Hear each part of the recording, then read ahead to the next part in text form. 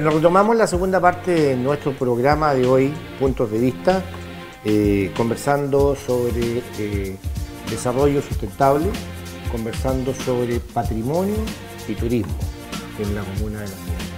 También queremos contarle a nuestros telespectadores que en Baquedano 537 funciona Garden Propiedades y funciona Propiedades Don Alejandro.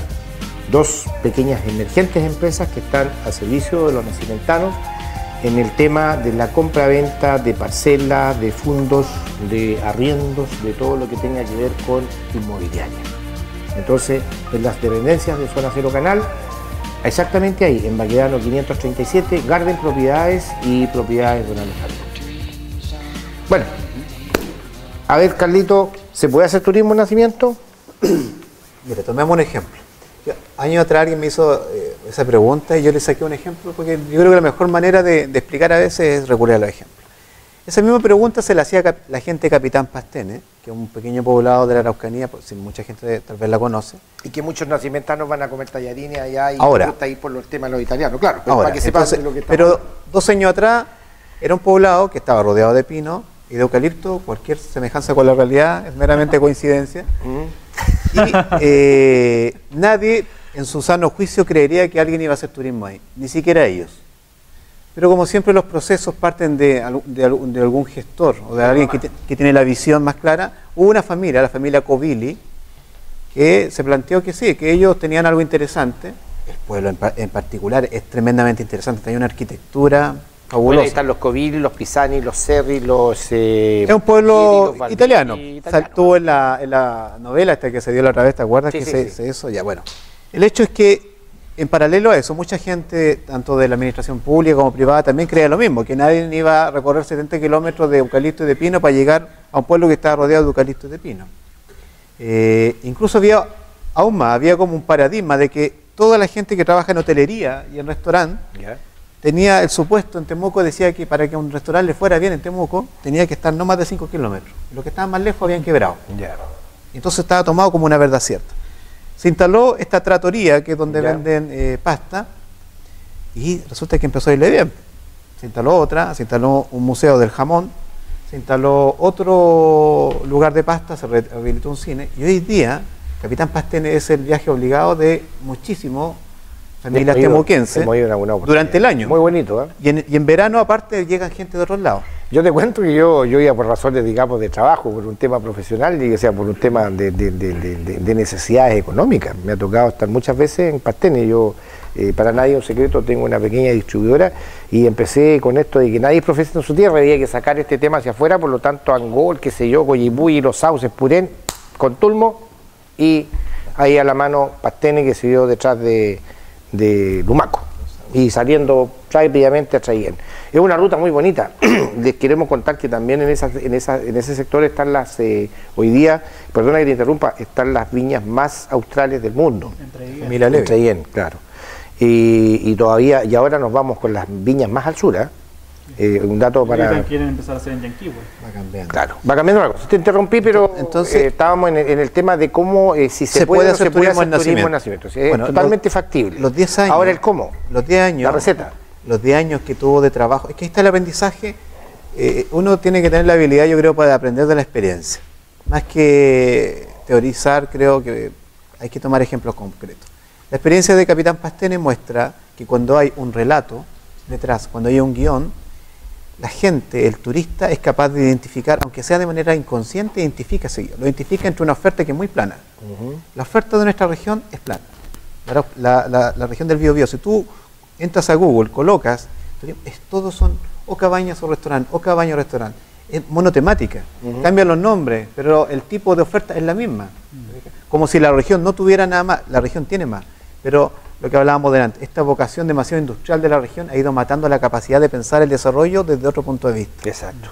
No ha terminado condenando en muchos aspectos con todas las otras externalidades, que no las vamos a repasar aquí, pero que yo creo que todas las tenemos bien claras. Pero las externalidades están ahí. Y hay que asumirlas en la medida, digamos, no en la medida de lo posible, hay que asumirlas absolutamente, para que esas externalidades, llámese contaminante y todo ese tipo de cosas de lo que hablamos, como los factores externos que influyen absolutamente en el tema del turismo, Nosotros tenemos que tener esa capacidad de reinventar un cuento, que es lo que tú estás señalando, y tenemos que tener una capacidad absoluta de tener un relato coherente a través de lo que nos dice Luis. O sea, tenemos un patrimonio pero espectacular. O sea, allá no lo conocemos, bueno, tenemos que descubrirlo. Teníamos mucho más, pero Claro. lo poco que va quedando. Allá estaba el relato, aquí está el relato. ¿Te fijas? En Capitán Pastene estaba el relato, lo que faltaba es como el cocinero, ¿no? Que tienes la mesa con distintas cosas y la habilidad tuya es la que genera el plato. Sí. Ajá. Aquí yo creo que ha faltado un poco eso, la conjunción de visión, habilidad y voluntad. Es decir, tenemos los elementos, como dice Luis, está el fuerte. Habían varios fuertes más, no es necesario que el fuerte esté arriba. Claro. Muchas veces puede estar abajo y puede estar en la memoria y sigue siendo tan valioso Como el no que esté te los está palos. viendo. El fuerte Purén es de eucalipto, está reconstruido. Y una reconstrucción. La reconstrucción. Pero pregúntale a los turistas que van Claro. si le meten ¿Cómo? una navaja para ver si es eucalipto. Los turistas se toman todas las fotos abajo y es un fuerte porque lo que está detrás es el relato. El Fuerte Bulnes allá en Natales también, pues, ¿no? Lo reconstruyeron. Entonces, el tema es tener esos fundamentos, esos relatos. Y esos relatos, como dice Luis, y son mucho más. Yo creo que Luis podría tenernos toda la noche ahí contándonos de... Hay mucho más, y eso es una parte. Hay otro relato que tiene que ver con la cerámica. Hay otro relato muy potente que tiene que ver con el vino. Hay otro relato que tiene que ver con toda esta idiosincrasia del guaso cordillerano de Nahuelbuta. Con los intangibles. Exacto, ahí todo eso son elementos que ya se lo quisieron muchas comunas y Y nosotros las si tenemos. eso lo acompañamos con un poquito, con una cosa así de aventura, lo acompañamos Hacerlo un poco entretenido. con la entretención y lo acompañamos con un poco de paisaje, digamos, el de la alta cordillera, resultaría una cosa Bastante atractiva. simpática. Piensa tú que al final Muy la gente bonita. que hace el viaje a No Capitán me cabe Pastene, ninguna duda. la gente que hace el viaje a Capitán Pastene, es el viaje del día. Claro. En la mañana se ha ido diversificando y esa es la tarea de nosotros. En este plan de turismo debemos ser capaces de identificar este relato, los servicios complementarios, la gastronomía, la artesanía y vincularla a través de esta vía maestra que es el turismo. Esa es la tarea de un plan de turismo y algo que hablamos delante. Y eso debe ser traspasado no solo a los servicios públicos, deben estar participando las comunidades locales, la comunidad de Millapoa, debe entender esto, debemos ser Palmilla. capaces. Exacto. ¿Y sabes cómo tenemos que hacerlo entender? Tenemos que ser capaces que ellos viajen y vean estas otras comunidades que también empezaron como ellos. Yo creo que como que el modelo de ir con un pizarrón a explicarle está agotado. Y yo creo que ahí también es un tema importante el tema de cómo esto se relaciona y se hace pasar a la ciudadanía. Porque el problema que tenemos actualmente en Nacimiento es que, como comentábamos delante, era que Nacimiento en el año 60 era un poblado que llegaba hasta La Cruz, por decirlo así, que tenía la prolongación de la Villa Alegre y que en la llegada de la papelera creció con gente de afuera increíblemente. Es decir, y hay mucha gente que viene de afuera que no conoce el relato que los antiguos sí conocen. Y tú hablas con la gente antigua te dice, sí, Nacimiento en su pasado fue esplendoroso. Es decir, fuimos gobernación, fuimos cabecera de un territorio, de un departamento. Y al final, con el tiempo, la gente que fue llegando le fue tomando valor a eso. Lamentablemente tenemos el tema de los terremotos, que fueron botando todas las edificaciones, y algunas las fueron botando la misma gente que llegó después. Entonces, mientras la gente no se haga parte de esta idea, no va a cuidar lo que tiene. Es decir, es lo que pasa, si tú, por ejemplo, una persona que en su casa conserva una fotografía de su abuelo o de su bisabuelo, la conserva porque sabe que le pertenece y es parte de su historia. Pero el nieto que nunca lo vio en su vida, la va a quemar. Le estamos agregando patrimonio intangible a toda la historia, a todo el relato que estamos teniendo en la comuna, evidentemente. Y por eso es importante que la comuna se culturice en cuanto a este tema. Es decir, que sea parte del relato, que la gente que vino de afuera... Y desde tu punto de vista, Luis, continuando con este relato hermoso que nosotros tenemos, porque es muy apasionante todo esto, y aprendemos mucho contigo, porque eres bastante docto con fechas, con temas, digamos, que tienen que ver con el estudio de la historia, de lo que es local.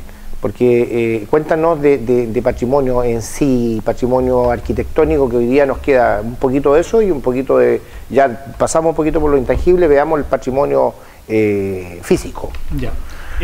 Bueno, como recapitulando la primera parte, hablamos de que el fuerte era la pieza fundante patrimonial por excelencia. Dejémoslo de lado porque hemos hablado mucho del fuerte. No, es como para hacer recapitulación. En Nacimiento actualmente existe muy poco patrimonio. Es decir, según plano regulador, que parte que norma este tipo de cosas, existen 2 edificaciones en la zona central que aún subsisten. Esta es la casa que antiguamente era don Alfredo Scheffel, y una casa de alto de 2 pisos que está en la calle Prieto, que actualmente está en manos de la familia Villafranca.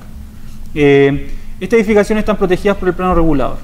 Y aparte, todavía subsisten ciertas casas que conservan ciertos valores patrimoniales, principalmente arquitectónicos y por conjunto. ¿Por qué lo que significa por conjunto? Por conjunto significa cuando una edificación en conjunto con otra forman un relato de cierta forma de una época, son un testimonio de una época.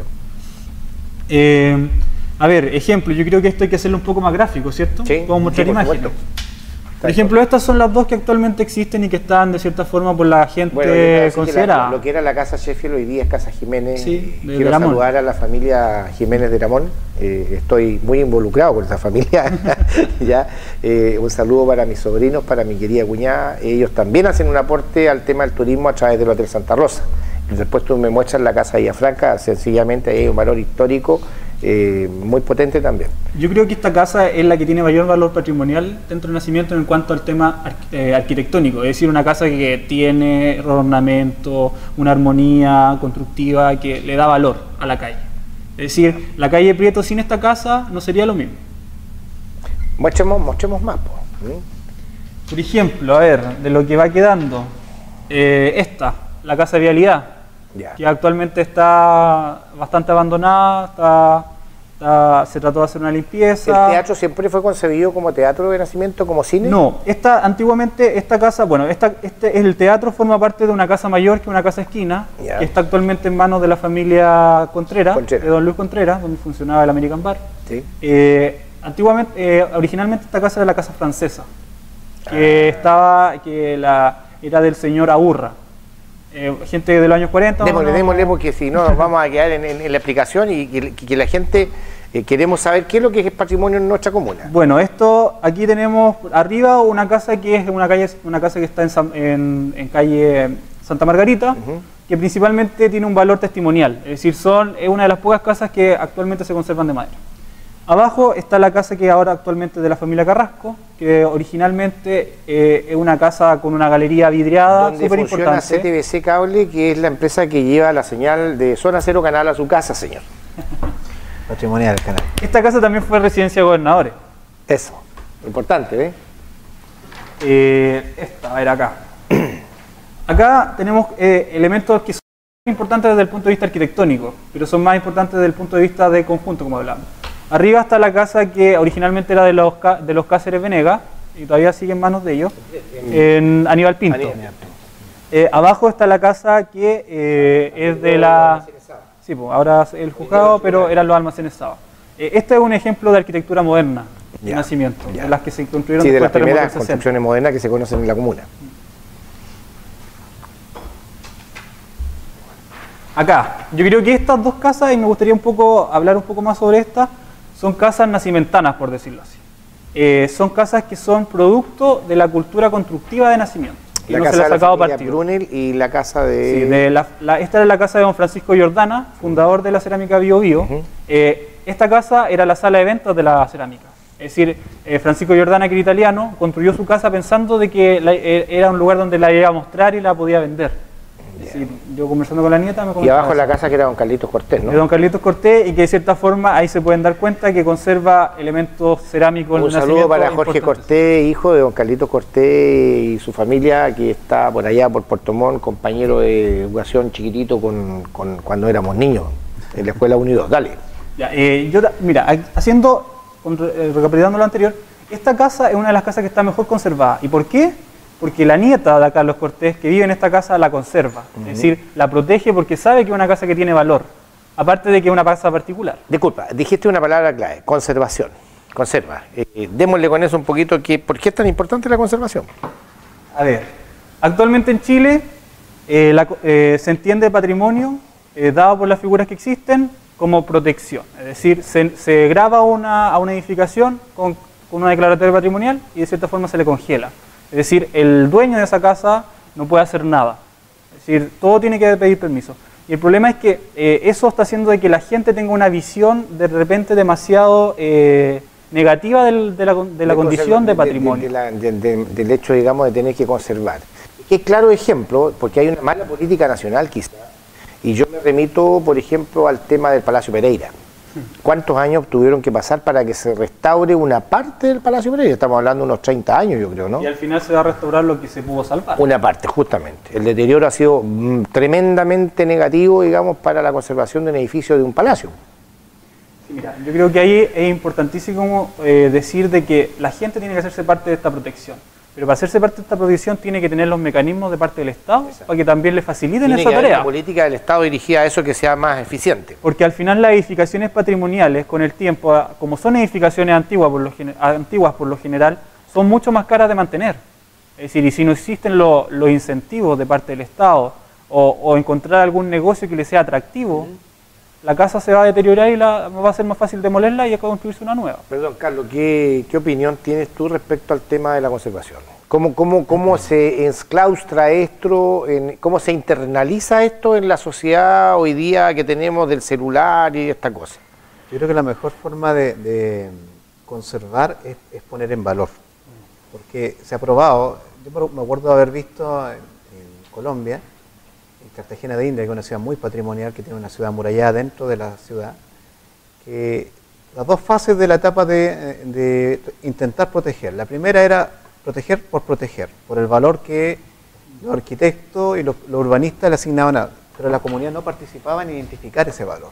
Ya, entonces era una carga. Exacto, al final era no tocar, no pasar, no mirar. No entonces tocar, éramos sujetos de ver. todas las provisiones, pero de ningún beneficio. Cuando eso dio un paso y empezó a la comunidad a participar, y donde estas casas patrimoniales se transformaron en hostales, se transformaron en restaurantes, se transformaron en espacios que el cliente, o el dueño, perdón, del lugar se dio cuenta que conservarla, dejarla más original y ayudar a conservarla le reportaba un beneficio, porque mientras más la cuidaba, mejor le iba con el negocio, terminó siendo una mejor estrategia que solamente proteger.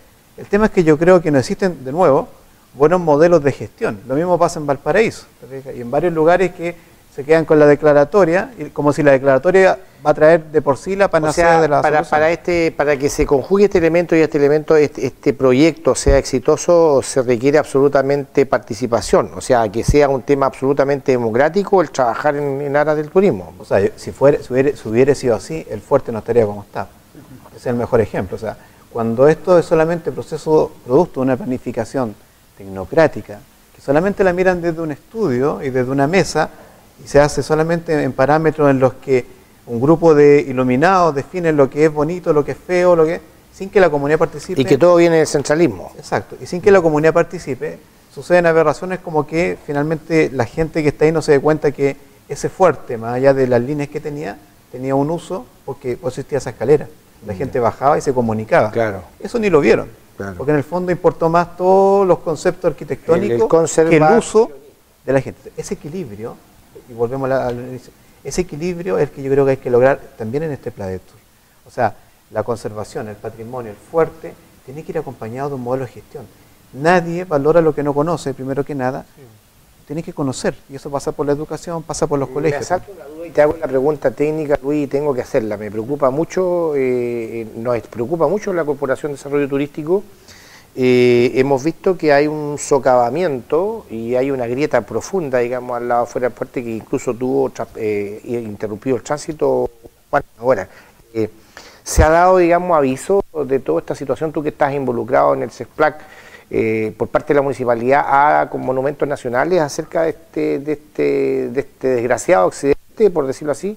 Mira, yo no tengo conocimiento de que se haya informado al Consejo de Monumentos, pero debería realizarse, porque de cierta forma cualquier elemento que altere o que de cierta forma intervenga al monumento en sí, tiene que estar informado al Consejo de Monumentos Nacionales, que es la entidad que de cierta forma tutela todo esto.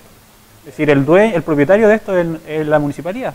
Vamos a hacer entonces el llamado a la municipalidad a través de las pantallas de Zona Cero, que si no se ha hecho, no se ha dado este aviso a monumentos nacionales, que se haga, porque tengo entendido yo de que si no se hace este pase, digamos, no se solicita ningún tipo de información, no se entrega ninguna información a Consejo de Monumentos Nacionales, escasamente ellos pueden hacer algo para que se autorice, digamos, la reposición de tierra en esa grieta y que eso permita, digamos, la conservación del fuerte como tiene que ser, ¿no? Yo creo que también hay un tema que al final no es solamente reponer tierra. Es decir, el tema pasa aquí de que cuando se hizo el puente nuevo y se pavimentó la calle que está al lado, se socavó mucho en la ladera del fuerte.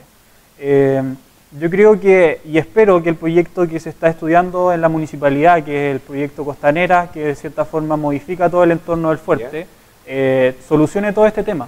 Es decir, contenga... Arquitectónicamente y en cuanto a infraestructura se refiere. Sí. ¿Sabes, Ale? Yo creo que es importante, ya que estamos en el tema de la conservación, yo creo que ir un poco más allá de lo que es el tema de conservación. Yo creo que hay que hablar de gestión del patrimonio. Porque... ¿Y qué es gestión del patrimonio? Gestión del patrimonio es cuando uno pasa de la declaratoria, pasa de lo que es teórica, claro, del relato, pasa a ponerlo en valor, el uso del patrimonio. Porque ya hablamos de las restricciones y esas son leyes que es muy difícil cambiar. Yo creo que hay que jugar en muchos aspectos con el rayado que tenemos. Y el rayado que tenemos hoy es que te declara un bien como patrimonial y te amarra de mano para modificarlo, no te genera recursos para poder restaurarlo, eso parte del particular. Entonces, eso ha terminado también que muchos inmuebles se han deteriorado. Si nosotros identificamos, como sabemos que existen, por ejemplo en Villapoa y en otras zonas rurales, existen algún tipo de construcción que son estos bodegones antiguos de adobe. Yo lo encuentro tremendamente interesante si está ligado al tema del circuito enológico. O sea, no puede haber un mejor lugar para mí que un turista entre que una bodega con las paredes de adobe, con esas que conocemos ahí adentro del escaso pipeño. Exacto. Ahí adentro es donde tiene que ser el circuito donde la persona que está trabajando en el vino le muestra, no va a ser en una sala de vidrio. Evidente. Tiene que ser ahí. Entonces volvemos al tema. ¿Cómo hacemos que el caballero que está ahí no derrumbe eso porque ya será muy costoso mantenerlo? Eso es la gestión. La gestión tiene que darle herramienta al dueño. Irlo incorporando, irlo valorizando, irlo ayudando a salir, digamos, a sentirse parte de este proyecto. Y que le convenga. Y que le convenga. Gestionar eso. Gestionar en el fondo, decirle, mira, ¿sabe qué? Yo te ofrezco la manera, y eso es tarea de un plan de turismo, es mostrar alternativas de uso distintas a las que tiene hoy. Bueno, y por eso, por eso es que esta industria del turismo es una industria sustentable, por cierto, que tiene proyecciones enormes, toda vez que se involucra a la familia. Hasta los niños pueden ser parte del proyecto. Mira, en España hubo un tiempo que todos los antiguos molinos, donde hacían la molienda de los olivos, lo estaban demoliendo, porque era un cacho mantenerlo, hasta que se le ocurrió que tal vez era mejor remodelarlo por dentro y transformarlo en hotel. Hoy en día vale mucho más alojar en un hotel que era un ex molino que lo que vale uno construido. Entonces, pero el tema es cómo llega a saber el caballero José Pérez que vive en el campo que eso es una alternativa si nunca lo ha visto. Ahí es donde nosotros tenemos que intervenir. ¿De qué manera? ¿O asesorar, ayudar? Eso me refiero a intervenir. Por ejemplo, hacer que él pueda ir a conocer otra experiencia, no llevarle un libro, porque yo insisto en que muchos de esos mecanismos están agotados, que él converse con una persona que ya lo hizo, que sepa que partió en el mismo punto que está él, pero que se puede llegar acá. Bueno, yo le quiero contar, agregar algo antecedente, que algo ya se está haciendo en este tema. Creo que soy una voz autorizada. Yo dije al principio del programa que no iba a participar mucho en este programa, tal vez como conductor del programa ni como entrevistador, a pesar de que de repente es difícil de doblarse. Pero les voy a contar lo siguiente, y voy a tratar de ser un poco ilustrativo y práctico y preciso. La Corporación de Desarrollo Turístico es un ente absolutamente como lo es cualquier junta de vecinos. Es un ente que no tiene ningún fin de lucro, que los dirigentes trabajamos y estamos allí solamente porque nos gusta el tema, porque consideramos que el turismo es una alternativa absolutamente lógica, cuerda y la menos considerada a lo mejor en un momento y que hoy día está emergiendo en nuestra comuna, y por eso estamos aquí, estamos conversando, estamos haciendo cosas, y por eso se está haciendo este plan de tour. He tenido, digamos, el gusto de desarrollar algunas ideas con la gente que me acompaña en la directiva, con los socios, y hemos hecho, por ejemplo, algunos seminarios de orden turístico, lo hicimos el año pasado, en mayo, y les vamos a contar que también el lanzamiento de lo que hoy día viene como Plan de Tour se va a efectuar ahora el viernes 29 a las 10 de la mañana, al cual están invitados todos los dirigentes sociales, toda la gente que tiene, por ejemplo, un hotel, un restaurante, todas las personas que están vinculadas con el turismo en forma muy directa, transportistas, artesanos, estamos hablando de los gastronómicos, estamos hablando de la gente que trabaja, digamos, en la hostería. Estamos hablando de aquellas personas que tienen un negocio, la Cámara de Comercio, la Cámara de Negocios de Nacimiento es Comercio y Turismo, pero hay que hacer turismo. Aquí no basta con la retórica, aquí tenemos que entrar a la acción y tenemos que entrar de lleno, ¿ya? Esa ha sido una de nuestras preocupaciones, por lo tanto, en esto, donde este seminario que se va a hacer, digamos, este día 29, y que yo estoy extendiendo y estoy corriendo con colores propios, hemos puesto especial hincapié en que al invitar a través del DAEM, a través de Héctor Otárola, invitar a participar a los colegios, precisamente sean los 10 o 12 alumnos de cada colegio importante, que todos los que sean acompañados por profesores, pero que sean jóvenes y que sea gente que esté interesada en el tema, porque aquí no ganamos nada con mirar para el techo o mirarnos el ombligo. No podemos entrar a trabajar tampoco a través de la educación con los ya mayores, porque ya tenemos una idea. Yo creo que la idea va a la inversa. Tenemos que entrar desde abajo, ¿cierto? Digamos, para hacer conciencia hacia arriba y nivelar hacia arriba. No sé si estaría equivocado en ese concepto, pero me parece válido y ha sido, digamos, así como se extendió esta invitación. Y ahí viene Cernatur a contar un cuento, a contar un relato, y ahí está también el lanzamiento de este Pladetur que tú felizmente y gracias damos, digamos, a Dios que se dieron las cosas, porque yo entiendo que este Pladetur cayó en las mejores manos. Yo por eso te felicito, Carlos, porque sé de tu trabajo académico, conozco tu forma de ser, conozco tu identificación con la local, y qué bueno, y me alegro mucho que se estén valorizando los profesionales locales. Bueno, me aparté un poco del tema, pero quería hacer un acápite y darle otro mensaje a los honorables. A veces se asocia a la Corporación de Desarrollo Turístico de Nacimiento como un ente municipal, o se le asocia como un ente gubernamental. No es tal. Yo me alegraría mucho de que en Nacimiento existieran varias corporaciones de turismo, no una, pueden haber muchas más. Nosotros asumimos esta tarea el año 2005 por un tema absolutamente nada que ver. Teníamos problemas en el sector donde nosotros vivíamos, teníamos algunos vecinos muy inquietos, que teníamos un problema de basuras. Y a través de eso nos fuimos gestionando, nos hicimos cargo de defender después el agua, el aire y la tierra.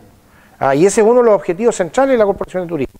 Y bueno, nos llegan tareas, no somos nosotros los expertos ni somos los mandatados para a veces accionar por los vecinos en muchas áreas. Entonces yo les hago este llamado para cuando sean aportes y que sean cosas que vengan en beneficio de lo turístico, nosotros lo acogemos de la mejor forma. Pero tampoco somos gestionadores de los problemas que tengan los vecinos, a veces por temas de contaminación, porque le cambiaron el curso del río o por otros temas. Sí, mira, yo te quería agregar un poco, como la pregunta que ronda, yo creo aquí es, ¿se puede hacer turismo con lo patrimonial?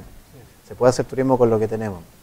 Voy a dar una infidencia, cuando se planificó hacer el programa Frutos del País en Nacimiento, a mí me tocó conversar con el productor para lograrla a conocer. Me tocó también ser actor de una de esas visitas para ir a ver allá a Millapoa, como era un poco más jugando al local ahí por los intereses que tengo también en el tema de la viña. Precisamente llegar hasta la casa de Héctor Garcés con Riquelme, que era el productor, y me alegré mucho de que esto hubiese tocado buen norte, porque eso nos proyectó enormemente a nivel nacional. No se ha cuantificado todo eso todavía. Yo creo, pero fíjate que partió de una conversación y porque es interesante sacar la colación, porque cuando yo me acuerdo que con el productor dijimos, pero de Nacimiento, y la primera respuesta que fue es, ¿Nacimiento? Sí, solo hay celulosa. Entonces, claro, después lo invitamos a que hicieran un viaje, y ¿sabes lo interesante? Sería conversar con la gente que vio el programa, pero que no es de Nacimiento. Claro. Esa es una información sumamente buena, yo lo he hecho. ¿Qué te pareció Nacimiento? Y mucha gente le encantó Nacimiento. Eso muestra, nosotros no inventamos lo que son en el programa, lo que son en el programa también es parte del Nacimiento, es la que menos se ve, no es la que tiene humo ni la que tiene fierro, es la que no se ve. Esa es parte de la oferta que nosotros podemos mostrarle al resto del país y que le interesa.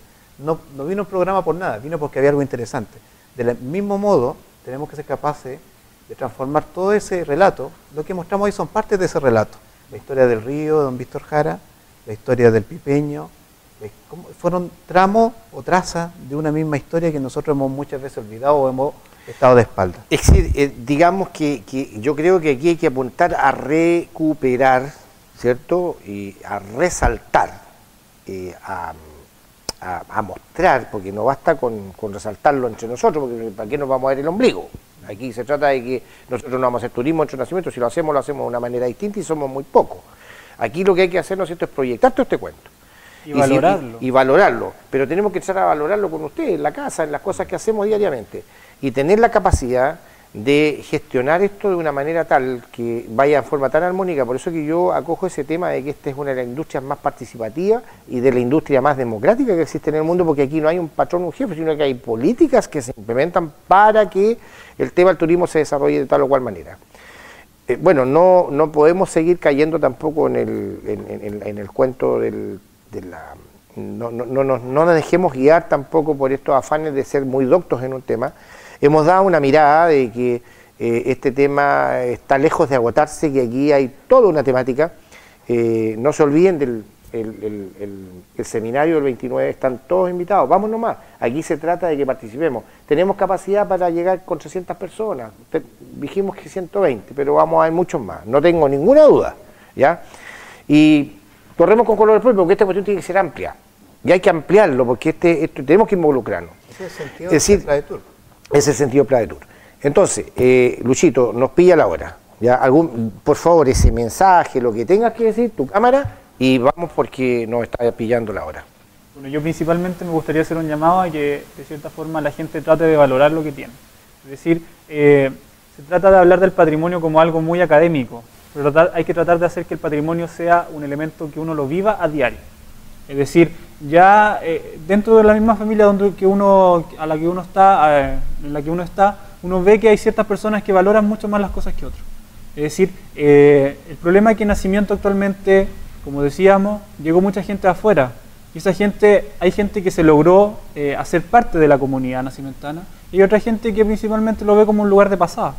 Y mientras no tratemos de tratar de integrarnos y tratar de ver que Nacimiento tiene este relato histórico que es destacado valorar, lamentablemente las políticas no van a llegar a ningún puerto, porque necesitamos que la comunidad se haga parte de esto.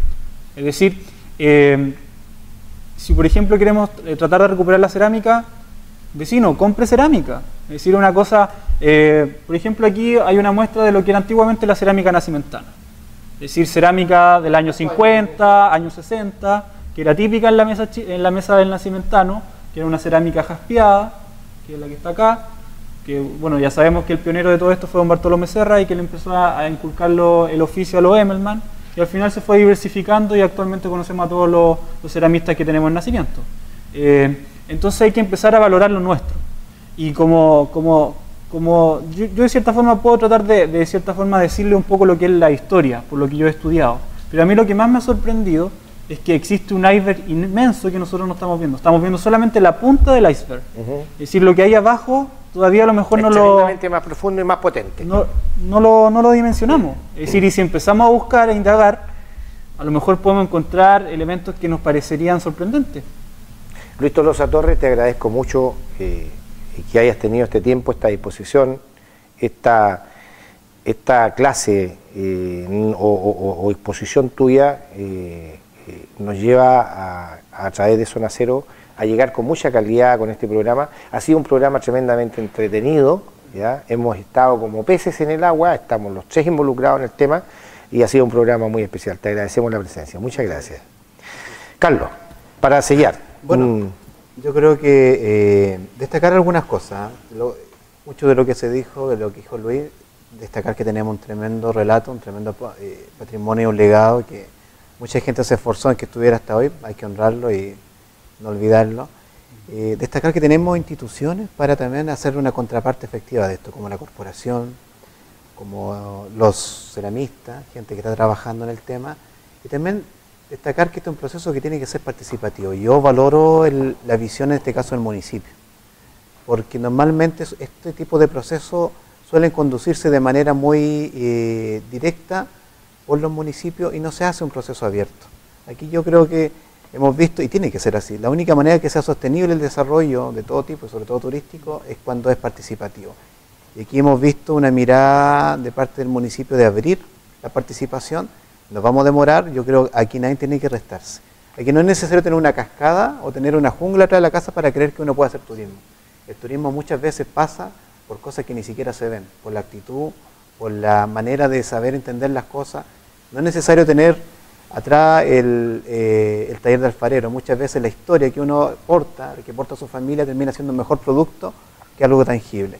Entonces, esa invitación, que es la que hoy está dándole este inicio a través del Pladetur municipal, es la que yo creo que todos tienen que hacerse parte, y vamos a tener un buen tiempo, 6 meses, para poder descubrir incluso mucha gente que no hemos conocido hasta hoy, y creo que va a terminar siendo un resultado yo estoy muy esperanzado que va a salir algo muy potente. Mira, yo creo que va a salir algo muy potente porque para redondear este tema, siento que estamos con una tremenda disposición y que el Pladetur ha caído, la ejecución de este Pladetur y las orientaciones que van a salir de él están de la mano de alguien a quien la Corporación de Desarrollo Turístico le dio su respaldo desde el comienzo de la partida, conociendo la calidad de profesional que tú eres en lo antropólogo, en lo entregado, en lo juzgado que eres por esto, en que eres parte de nuestra comunidad, a pesar de que tú estás hoy día muy cómodo, muy lindo y muy bonito en un entorno espectacular, ya me consta, y me gustaría mucho de que tu nacimentanismo, por decirlo así, quede plasmado en este Pladetur y se exprese de la mejor manera. Yo creo que vamos a tener un resultado insospechado. Dice Luis, la punta del iceberg. Yo concuerdo plenamente con eso. Como también concuerdo plenamente con darle las gracias a IMAL y asociados, a la empresa de alta ingeniería que hace posible que este punto de vista llegue semanalmente a su hogar, seguramente algunas veces repetido en distintos horarios, para que todos nuestros telespectadores que así lo solicitan lo puedan ver y puedan empaparse, digamos, de estas realidades, estas temáticas que a veces llevamos con más o menos dificultad, pero que están.